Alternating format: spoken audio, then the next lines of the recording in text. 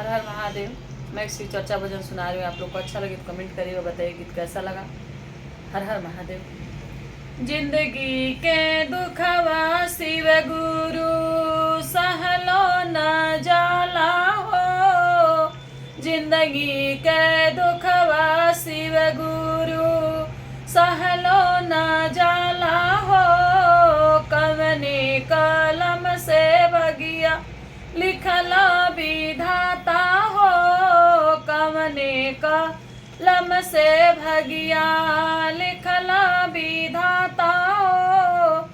बचपन में माई छोड़ी चली गई हाथे हो, बचपन में माई छोड़ी चली गई हाथे हो। केहू पोछवैया नहीं के भाई लियनाथ हो, केहू पोछवैया नहीं के भाई लियनाथ हो। केकरा सहारे जियब कुछ ना बुझाला हो, कवने कलम से भगिया लिखला विधाता हो, कवने कलम से भगिया लिखला विधाता हो। थकी हारी के आइल बानी तुहरे शरणवा हो, बनी गईली शिष्या शिव गुरु पेनी के कांगनवा हो, बनी गईली शिष्या शिव गुरु पेनी के कांगनवा हो।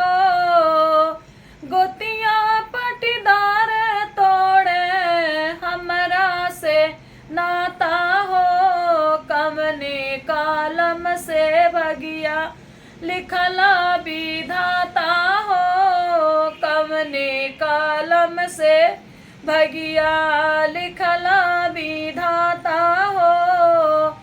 किरण शिष्यक लैली रौरया पनाई हो, पियवाया बचवन के खाता कई दे माफ हो, पियवाया बचवन के खाता करी रौरे माफ हो। कवने कलम से भगिया लिखली विधाता हो, कवने कलम से भगिया जिंदगी के दुखवा शिव गुरु सहलो ना जाता हो, कवने करम से भगिया लिखली विधाता हो, कवने कलम से भगिया। हर हर महादेव।